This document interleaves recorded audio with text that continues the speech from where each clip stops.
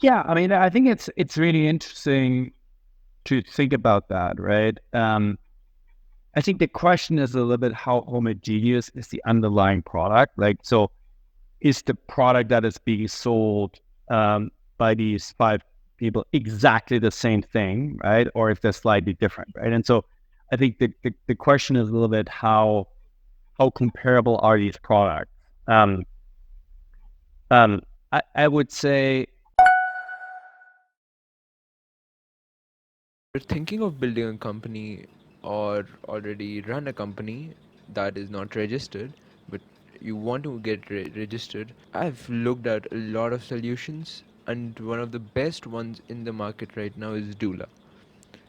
I reached out to Arjun, who is actually the founder of Doula.com. I asked him if he'd like to work together on the podcast. He was like, of course. Doula is sort of a platform that helps founders and businesses form and manage US companies, regardless of where they live. If someone is living in India, for example, and wants to start a company and get it registered in the US, he or she can do it by using Doula.com. Doula helps in forming the company. It can be an LLC, C Corp, or you name it. Doula offers a US address and a bank account to users, which can allow you to conduct business transactions that you can receive and send payments no matter where you live in the world from the United States. And other than that, they also provide tax consultation to the users, which is an incredible feature. And Doula simplifies the process of establishing and managing a US company, and especially for founders that are not in the US. And regardless of where they live, you can get your company registered with Doula.com. To check out Doula, go to doula.com/exerton. That is DOOLA.com/EXERTON. Hey Boris, how are you? Hope you're doing well. hello, thanks for having me on the show. Yep. I mean, I listened for a very long time. Like, before we get into anything else, who is Boris? Wait. Who is Boris? That's a good question. So Boris is a entrepreneur turned investor. So I was an entrepreneur back in started a company back in '99, Internet 1.0, built a marketplace for used rare out of print books that we ultimately sold to Amazon in 2008. So after I had kind of finished building a startup, I was not quite sure what's next. So considered a few options, joining as an operator for an existing startup, starting my own second startup, and kind of doing the investing thing. And so after a few years of working with a few funds, running a portfolio company as interim CEO, doing my own angel investing, I decided that investing was the path that I was going down, and so I was excited about doing that. Started version 1 in 2012, so 12 years in.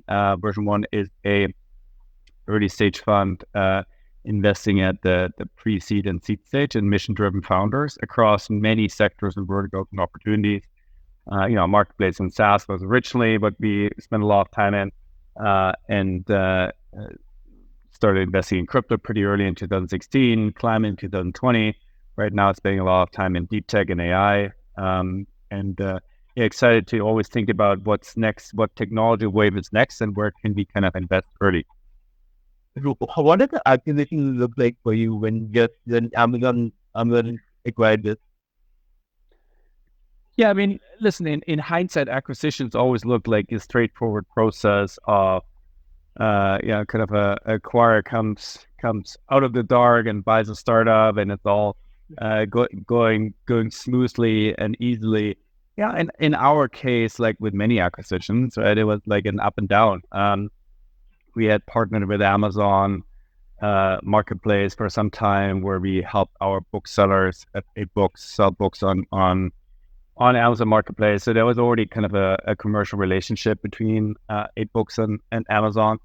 And so at some stage, it was like they were interested in acquiring the company, but we had some regulatory challenges in the first year. Then the deal was off after we kind of went already down the term sheet route, revived it again after a year.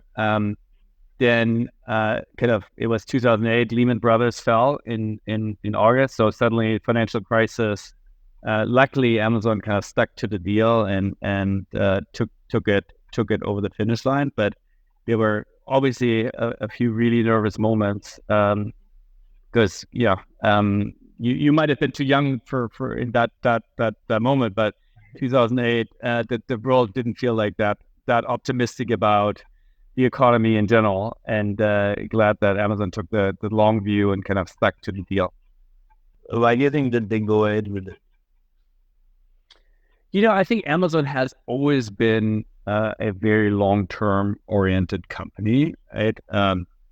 When you think about how Jeff Bezos built this company, focused on not short-term profits, but long-term customer value, long-term growth, long-term defensibility.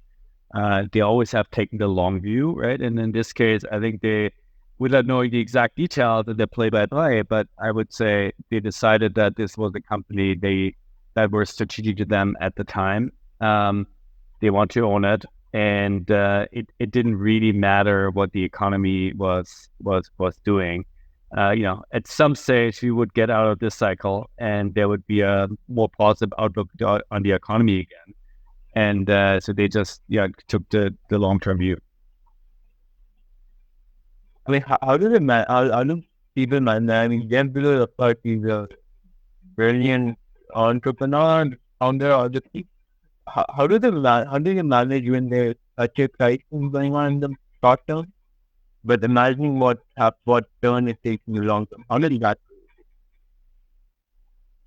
I mean, the general balance is always, I think you should never really focus too much on kind of short-term volatility and price action, etc. Right?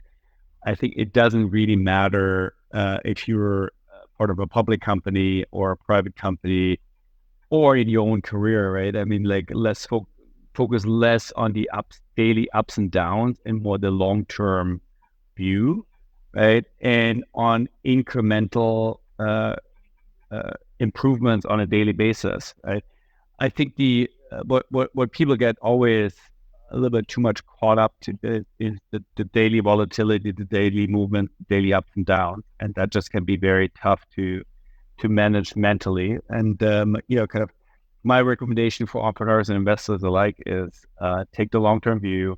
Don't worry so much about the day-to-day. Long-term, if you continue to make progress, if you continue to kind of create value for customers, for consumers, you're gonna do fine. And how does this view look for marketplaces? I mean, marketplaces, you started in the marketplace business, quote unquote, in 1999. How does that mean short-term thing change since 1999? Yeah, I mean, listen, marketplaces are in a certain way the true long-term play that you have to go after, right? Building the chicken and egg, kind of solving the chicken and egg problem of supply and demand is a tough thing, right? And in only a few cases, a marketplace is exploding right away, right? In most of the cases, you just need to kind of continuously and incrementally improve on the one hand side the supply and then the demand, and kind of get that flywheel going. But it's like these little pieces of progress that you do to get there. And so building a marketplace, the ultimate long-term game, there's nothing quick about it. But once you kind of get the flywheel going, suddenly building it gets so much easier, and you can accelerate and do super well. How do you get the flywheel going?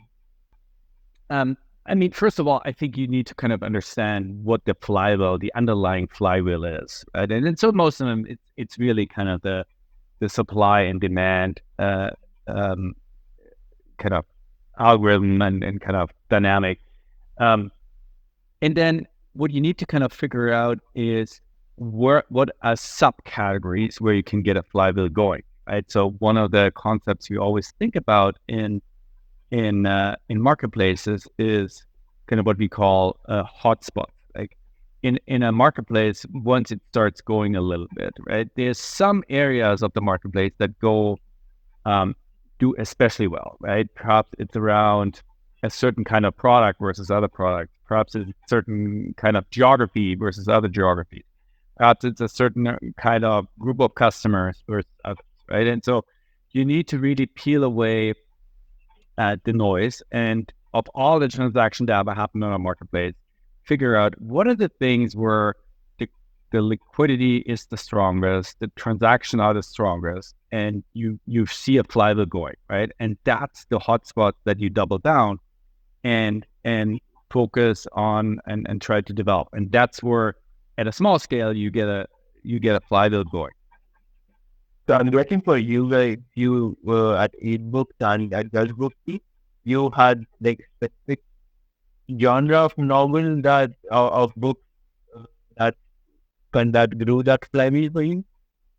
Yeah, correct. I mean, listen, I think 8books and Just Books. So Just Books was my company that we started in Germany. 8books was the company we acquired us in Canada. I think we had like very different original wedges, right? But which just speaks for the fact like there's not just one wedge you can get into into a market. So Just Books, we were very much focused on used textbooks, right? So the idea of students were interested in buying used textbooks in a more efficient way to save money. At 8books, it started out much more with kind of rare antiquarian books, collectible books. So it was the use case of collectors that were looking for a rare edition of a certain book. Both of these flywheels ultimately work for the companies, and 8books at scale had served both of these markets and many other markets, sub-markets, right? So it was definitely only started there and then kind of got to more scale. But yeah, we definitely thought about like this initial wedge very in a very hard way. Why not pivot into specifically niching down on that specific wedge versus covering the whole market? Yeah, you have fiction books, for example, that you're selling they're selling with. Why not in general, and I want like in all marketplaces, why not just niche down into that specific fiction market rather than generalizing the whole thing, the whole marketplace? Yeah, I mean the question is always a little bit: do you get to the right scale, right? And I think one of the challenges is like every great marketplace starts with unique supply, and that needs to be specialized. It needs to be in a wedge. It needs to be niche, right? But ultimately, the attention turns to the demand side, right? Buyers have a bunch of choices, and you need to create a website that has enough mind share so that people come back to you without you having them to acquire them all the time, right? So you have to build a brand. And part of that is really having a broad enough product spectrum, right? Enough categories that you cover so people actually have an incentive to come to you, right? And so one of the challenges, I think, if you're super niche, is that the mainstream consumer will never really consider going to you anymore, because the 1 out of 10 times that he needs that specific product that you have in your marketplace, he's just not going to think of you. So you have to acquire them, or they might never even find you. And so that's really the challenge that I think is going on in that space. And ultimately, supply is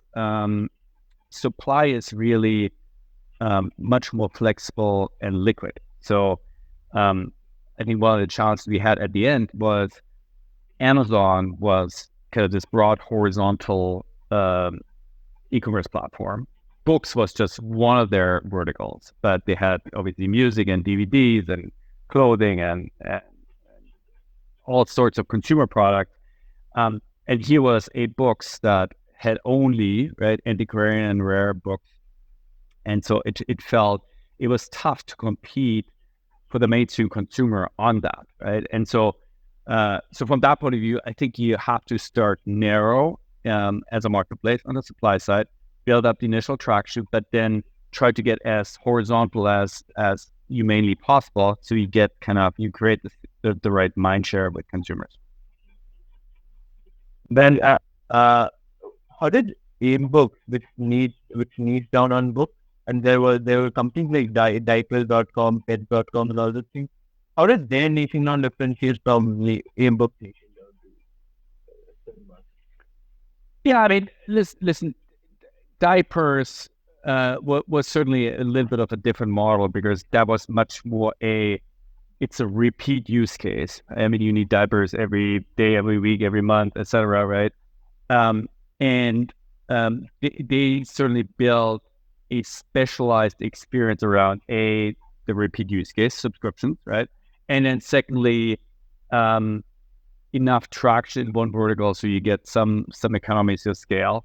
And then thirdly, diapers is also a little bit harder to ship than a normal product, right? So you can build something specialized for logistics. So I think the diapers.com of the world, right, had a little bit of a different approach, a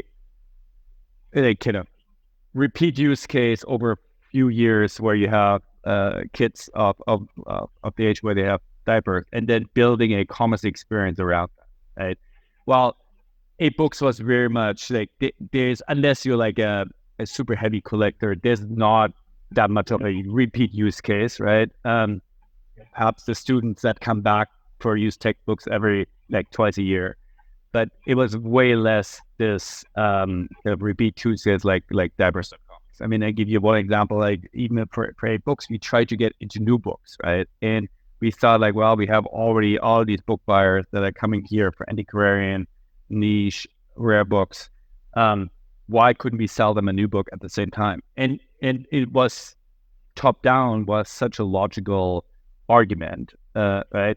But in practice, never really worked out. We never really had a big share of new books because people didn't think of us as a new book site. They still went to Amazon. They might have come to us for antiquarian books, but they still went to Amazon for the new book, right? And so, obviously, the ideal thing is you get to really broad product spectrum, right? But very few get there, right? And most stay niche. And give you another example about more services marketplace. Think about Uber, right? Uber obviously very quickly went from the chauffeur service to UberX, then Uber Eats. There's now Uber packages. There's different sorts of sub-products that you can opt into. While the Lyft never really got there because they didn't execute quickly enough, right? And so they didn't have the opportunity to get into a Uber Eats kind of product or DoorDash product, right? And today they don't have the liquidity to offer more than the other product, right? So I'm just saying the best performing company in the category that moves the most aggressive and has long-term vision, they earn the right to become a really broad app. But ultimately, that's really where the interesting potential lies, right? You become the go-to app for a bunch of use cases and just create that use case where people don't think about going back to Google to search for a solution, but they basically say, this is my go-to place for XYZ. Should every marketplace try or want target to become that? Yeah, I think every marketplace should have that goal. Ultimately, it depends on how well you execute, who else is in your category, how natural is an extension. Uber Eats to Uber is a relatively easy extension, right? Give you another example from my books. It wasn't as easy. I talked about new books, but we also tried to get into new categories, right? So music and movies were kind of the obvious one, but music very quickly digitized. There was no physical business, right? And so the music streaming business was obviously very, very different than a physical market, like a marketplace for physical books. And the same thing happened in DVDs very, very quickly, right? And so you might have we had the clear view of we needed to get into more categories. Actually, there was a lot of overlap between buyers of books and music and movies. So it makes complete sense. But technology development, right, prevented us to go after that opportunity very quickly. So I think it should be the goal of every marketplace that starts niche to go as broad as possible to capture that mind share. But it obviously depends on the specific category, how easy, how tough it is to move into that, and your own ability to execute against that opportunity. Right? You talked a lot about execution there. What is well execution? No, I mean, so I would say execution usually is kind of, it's not so much different from marketplace than other tech companies, right? But I would say it's around usually 3 or 4 things, right? The first one is clear focus, right? What is the biggest lever you have right now? What should you focus on, right? And so, as I mentioned before, I think for marketplaces, understanding these hotspots, right? What is really working and focusing on scaling these is the first thing, right? I think the second one is a real willingness to experiment a lot and move with urgency in terms of new things that you try out, and just cycling through these ideas. The third one is then be very, very diligent around cutting off the things that don't work and double down on the things that work, right? And so across all of these things, right, I feel like kind of think about a startup as like a heat-seeking missile. Like where is the heat in this market? Like where is the opportunity in this market, right? And you need to kind of have an initial target, change the target all the time based on what you learn, and then really double down on kind of that new target instead of doing too much. And then doubling down on the things that work and cutting up the things that don't work, right? That discipline, that's the kind of core elements of really great execution. If you get to a point of urgency, maybe it's a marketplace, right? Urgency throughout the whole ecosystem is important. Everyone emphasize a lot on it. But for marketplace, there are it's not like two market or two kinds of people usually that use frequency. How do you move with urgency while not disbalancing these two aspects? Listen, I think urgency is on. I mean, in any case where you find something that sometimes needs time, right? Where you need to see if the market reacts to it, if supply is onboarding, if you find the flywheel, etc. Like, don't confuse. I think one should not confuse patience with the process and urgency in the process, right? Sometimes you have just patience to see if a market comes along, if you can convince people. At the same time, you should continuously try to do a better job to shorten that process, right? And that's obviously just a very tough decision to take. Like, have you given it enough time, right? Versus have you not tried enough and not kind of created enough urgency, right? And so, but that's always one of the trade-offs you need to kind of figure out.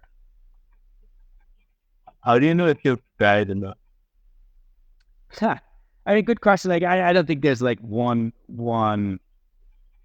real kind of hard rule, right? I mean, in our portfolio, we have had entrepreneurs where we went back to after many years of them hitting their head against the wall and said, like, listen, kind of, we really respect your passion for this space. We really respect your persistence for this to solve this problem, but we think kind of it's time to move on, right? But at the same time, we had incredible successes of people that just decided not to give up, right? And everyone else in the market gave up, and they kind of kept that going, and suddenly they found success, right? So I think it's a very personal thing. I think some of the ways I would think about it. I mean, first of all, if you get consistent negative feedback in the market, right? That just feels like at some stage, like the market is just not there, right? On the other spectrum, if you still think you have ideas what you could try, how you could twist the message, how you could twist your approach, how you could fine tune it, then I think you should still try it, right? But I think the moment you don't have the energy anymore to go in a different way, you have only been getting no's in the market. I think it comes to that time where it's just like perhaps try to spend your energy on something that's a little bit easier, right? And better to go after. For marketplaces, would you say, does that mean working on just pivoting in a different, or pivoting or starting to serve different sorts of needs? Yeah, I mean, I think it depends always on your interests, right? I mean, if you're super passionate about the specific problem you're trying to solve, right? And the marketplace doesn't work. The marketplace approach doesn't work, right? You can always revisit and say, well, I'll perhaps do something more of a service-based approach to poker. But perhaps you don't care about that problem that much, and you like perhaps it's better to do something completely different and not do a marketplace anymore and kind of do something else. I think it's a very personal decision, kind of where you spend your time. And sometimes it might be just a pivot into a very different approach, right? Sometimes it might be just a pivot into a completely different area that you go after. Does the founder choose the approach, or is the problem does the problem choose the approach? That makes sense. I mean, yes and no. I mean, this is the typical idea. Like, first of all, for every problem, right, there's probably some ideal approach to kind of figure out. But sometimes that approach is not yet obvious, right? And so the founder might have the right thesis how to approach that, right? So I think it's both, right? So I think sometimes the founder has to kind of innovate on the approach. Sometimes it's just a matter of kind of knowing what the right approach is in the marketplace. And again, it evolves over time. Like, you might learn a lot and just evolve your approach over time. If you were to improve your approach over time, in generally, what you see in marketplaces, what do you think? How should that be? Yeah, I mean, listen, I think one of the core elements of the marketplace, how you kind of change your approach, is how much you manage the marketplace, right? Versus it's a free-for-all, right? And obviously a free-for-all has the advantages of very little involvement from you, the marketplace operator, high degrees of freedom in terms of what people can do on the platform, right? But has the downside of sometimes a inconsistent user experience, right? And I think if I see kind of people changing their approaches, it's really they start with more a free for all in the beginning and an unmanaged marketplace, and then over time they become much more of a managed marketplace, right? Where you really try to control certain aspects of the customer experience in a much more consistent way. And like even the biggest one, like think about Amazon. Like Amazon Marketplace in the beginning was almost like a free for all. Right? Perhaps product listings were the only thing that were controlled by Amazon. You could only list against a certain product, so it was not a free for all in terms of how you describe the product. But everything else was fine.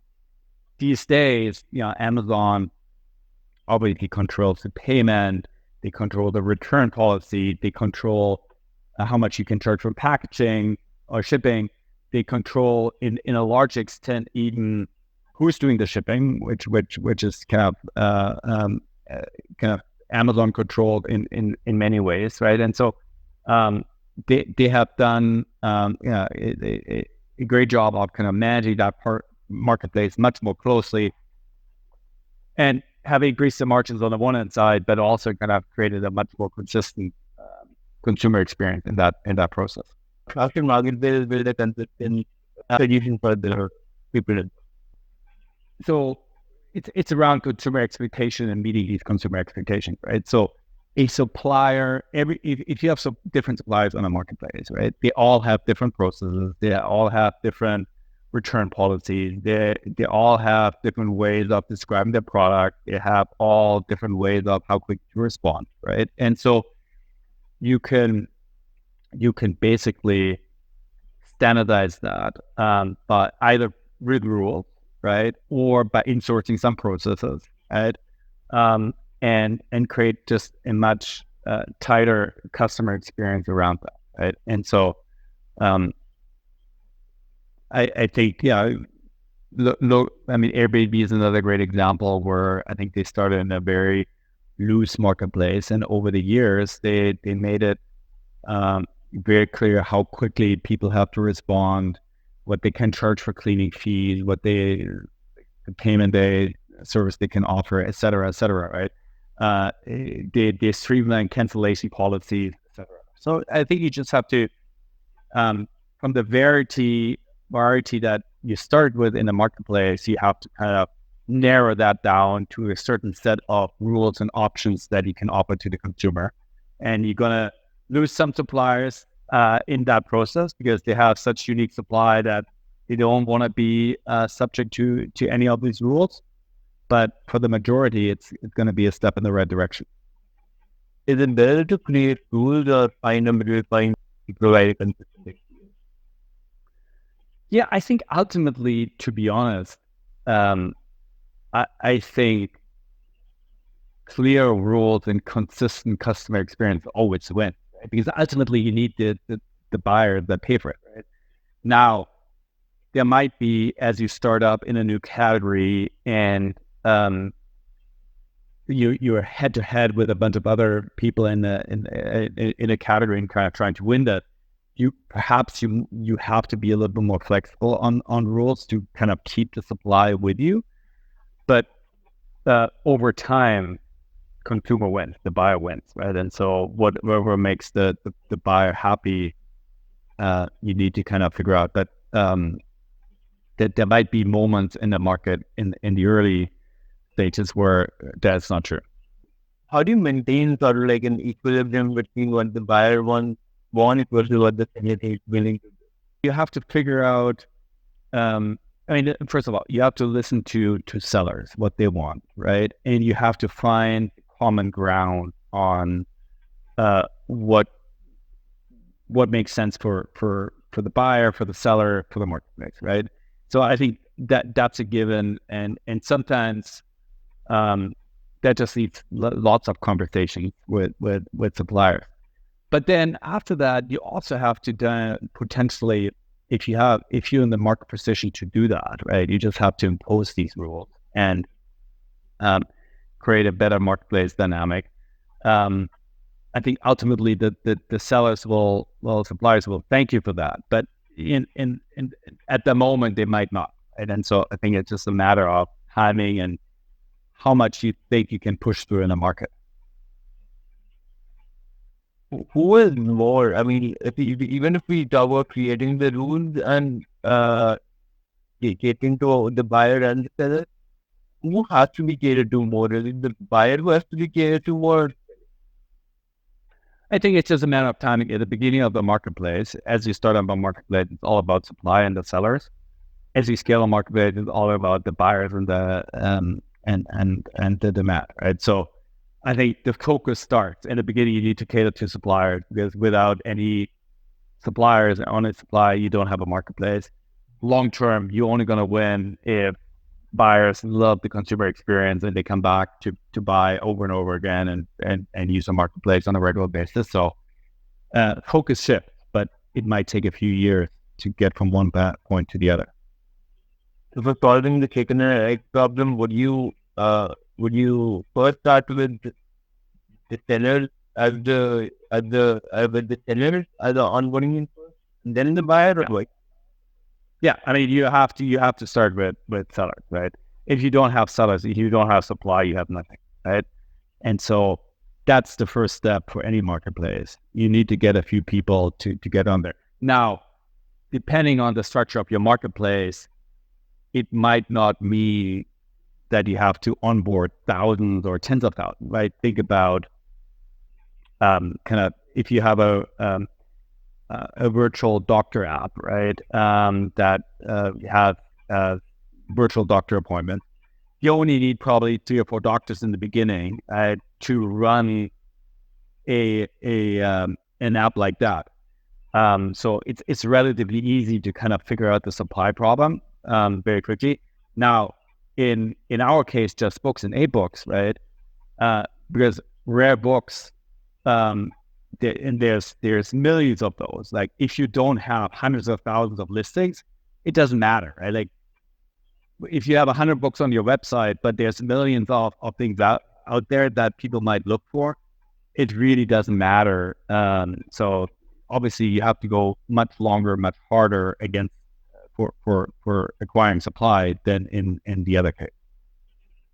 And certainly a big marketplace enthusiast, and I've thought a lot about this chicken and egg problem and maintaining equilibrium between the balance. One theory that I came up with that I don't know if people use, you use or anyone uses, but I run it by you. It's sort of like, I believe marketplaces should have a ratio in which a ratio of buyer to seller. For example, if there is one buyer and there are 5 sellers for that one buyer, the ratio for that specific group is like 1:5. How would you categorize? If you understood that, I hope you did, but how would you categorize? Yeah, I mean, I think it's really interesting to think about that, right? I think the question is a little bit how homogeneous is the underlying product. Like, so is the product that is being sold by these 5 people exactly the same thing, right? Or if they're slightly different, right? And so I think the question is a little bit how comparable are these products? I would say, so the more homogeneous the underlying products are, right? The more similar they are, the more I would say you as a marketplace have to abstract away from all of these suppliers, right? Because I'm just looking for an Uber ride, right? I don't want to have the option of 5 people offering the same thing at slightly different prices. It just confuses me. Like there's no value add. If I want to get from A to B, if I pay $8.50, $8.20, or $9.10 for it, right? I just want to have somebody that does it reliably at that very moment, right? Now, the other extreme case is books. If you're looking for a rare edition, right, of a book, and one is signed, one is the first edition, one is the second edition, it's the same book, right? It's the same content, but the properties of that book matter a lot to you. Then obviously you want to have all 5, and one is in a good condition, one is in a fair condition, one is in a bad condition, and the prices go from $10 to $100, right? Like there, you obviously want to see all 5 suppliers. So I think it's really interesting to kind of think about this ratio of buyer to supplier, right? But I think it very much depends on the underlying product, how homogeneous or non-homogeneous it is, right? And so I would just think about that. Do you think should be more in the ratio generally, sellers or buyers? I mean, ultimately, it's always going to be buyers, right? I mean, like you can't scale a marketplace unless you have like, you're in a B2B marketplace and you have like big corporate buyers, right? But the buyer is always going to be 10 to 100x the sellers, hopefully, right?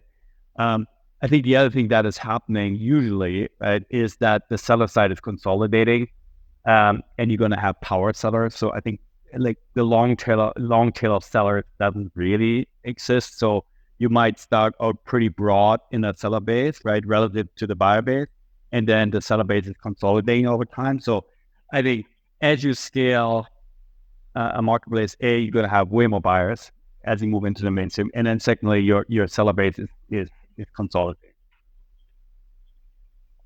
Usually, what I've talked to a few people who have who done marketplace. Even Amazon, I take as an example. There are certain sellers that become sort of like the best in their industry, and all the buyers gravitate towards that seller where there are a ton of sellers who are waiting for buyers to come to them. How do, how do you do that? Or does the market really have to satisfy all the restaurant industry? Yeah, listen, I think it's just a natural development where, especially in a highly competitive marketplace, right? Process, technology, pricing power, scale, all that matter, right? And, unless the underlying product is custom per se, right? Like, for example, Etsy, where it's like handmade product, obviously that only scales to a certain extent. Like, you're never going to have power sellers that have tens of millions of dollars in revenues, right? Because like handmade products are just not done that way, right?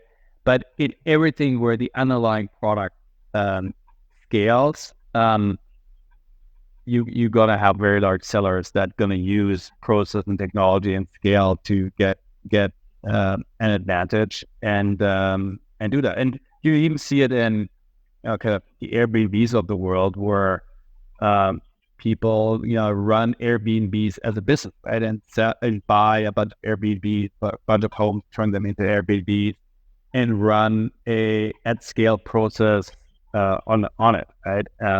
I think that's just a natural evolution. But managing out of the marketplace view, of course, the numbers will grow. The numbers might fluctuate a little bit. How do you manage both sides, like the sellers and the buyers? Are it start to grow from a very small number to optimistically squeezed and large? Yeah, I mean, In both. I think you just need different tools. Like, I think in the beginning of when you start with a marketplace, I mean, you are really one-to-one communication with sellers. Like, this, like your community, you're starting to be really small. It's one-to-one. Over time, I think what I've seen, like some of the best scenarios is just a Discord, for example, or a Slack channel where sellers, you can manage sellers in a really scalable way. I see some incredible engagement in marketplaces, Discords, right? And mostly on the seller side. On the buyer side, I think like there's very few marketplaces where there's actually a strong buyer community, right? It feels like they mostly care about just buying a product or a service, but not much beyond it. There was at some stage people cared like about this idea of strong buyer communities, but I haven't really seen it in practice. But on the seller side, like obviously the scalable tools like Discord, Slack, and then some people even run physical events, right, to kind of align the sellers and get them on board. Is it important to have a buyer community? I mean, ideally, yes. I mean, ideally, if you could like have a loyalty from your buyers to your product, right? Yeah. I mean, obviously, it would be amazing. I just don't think they care enough about it, or they don't buy enough about it. It certainly feels a little bit different. It's perhaps more. It's probably more loyalty to a brand, to a product, than to a marketplace where I buy it, right? I mean, you see certainly very strong buyer communities around certain brands, but this is much more like vertically integrated brands versus a marketplace that aggregates different products. Yep. I mean, like Amazon has a great brand, but I don't think people, it has a loyal buyer base from what I see. I mean, I'm in India, so there are a lot of marketplaces here, like niche marketplaces that only cater to India, but no one likes them over. Yeah, but I think it's more sort of because Amazon provides the better service. So is that ultimately what the buyer cares about service, or is there something else that the buyer thinks? No, I think that's ultimately what people care about, right? So yeah, they ultimately care about the consumer experience, the speed of service, the consistency of the service, etc. Right? The best price, but not much more. If we talk about pricing, this is something also like just like the ratio thing that we need to run by the hour. How should margins for marketplace? How would you price someone, price a seller, and add structure a revenue model around that? Yeah. So a few things. I mean, first of all, it highly depends on the competitive environment, what other people are charging. It highly depends on how much you control your supply base and how liquid the supply base is to go to other marketplaces. It also highly depends like what services you offer as part of that, right? And so yeah, I mean it's amazing to see that some marketplaces have a tough time while only charging 2, 3, 4%, right? And there's an Amazon that when you look at the numbers, how Amazon Marketplace charges between the direct fees and then listing fees and like transaction fees, listing fees, and kind of logistics fees, etc. Like you can come up to a take rate of 35 to 40%, which is great, right? And so it really depends on your market positioning. But I think in general, the best alignment is always a transaction fee, right? And taking part of the transaction. So if the seller wins, you win. If the seller doesn't win, then you don't win. And kind of use a listing fee only in a way that as you have lots of supply, you want to filter out the people that are perhaps not as serious about it, right? And so by having a minimum fee to play on the marketplace, you filter out the people that are less serious about it. There's for transaction fees, which I sort of bullish upon, but their services or marketplaces like Kickstarter. Kickstarter charges like 5% of the total money that the quote unquote seller raises.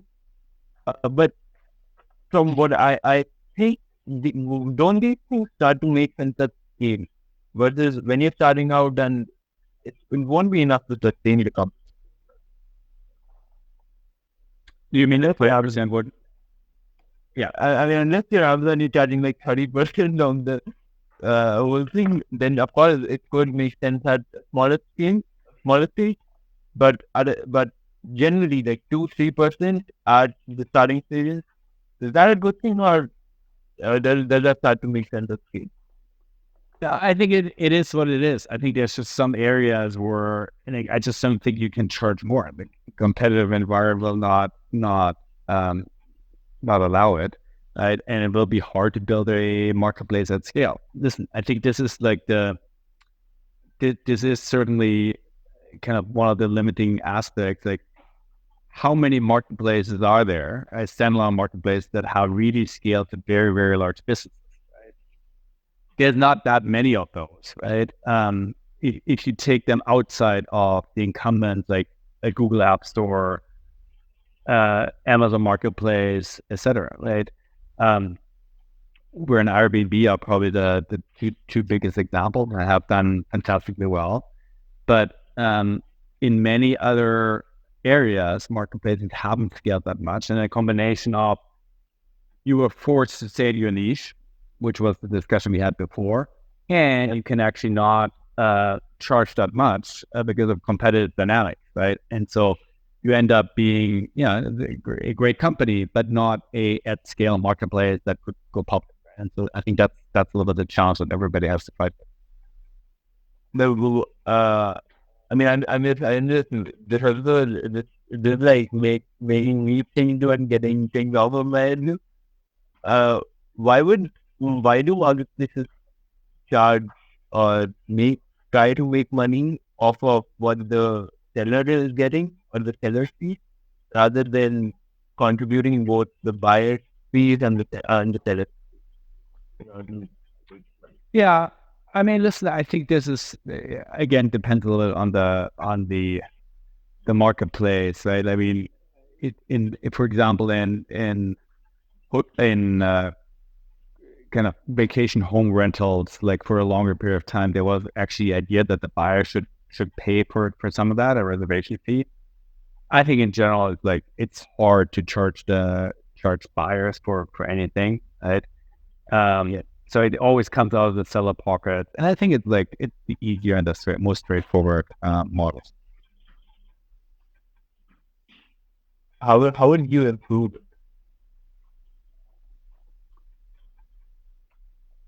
No, to be honest, like I don't think like we've made a lot of progress in kind of streamlining these things and kind of fully understanding. As a consumer, I think that the thing that I would love to see a little bit more is just more transparency, right? But obviously, marketplace operators are not really interested in delivering that. But Airbnb got a lot of flack for some of the fees that they have been including, and kind of you look at an original price per night, and then the final bill is very different from that between cleaning fees and some other tourism fees and whatever it is, whatever they charge there, right? And so more transparency as a consumer.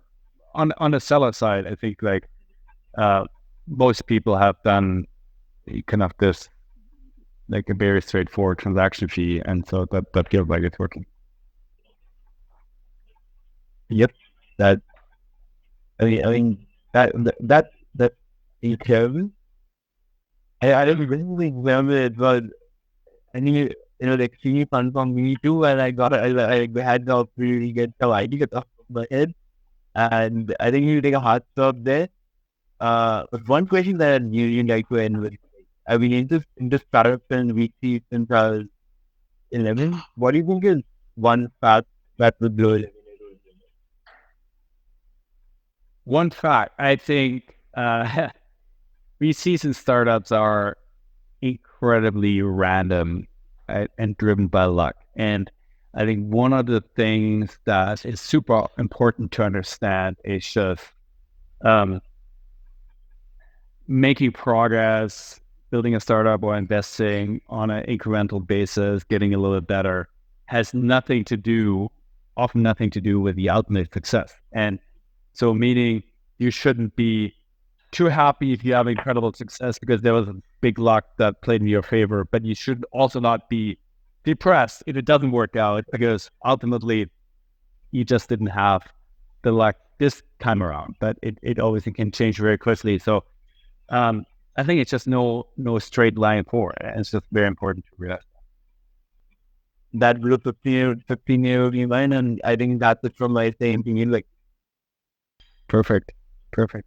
Thanks for having me on the show. Really appreciate it. Good luck with the show and continued success.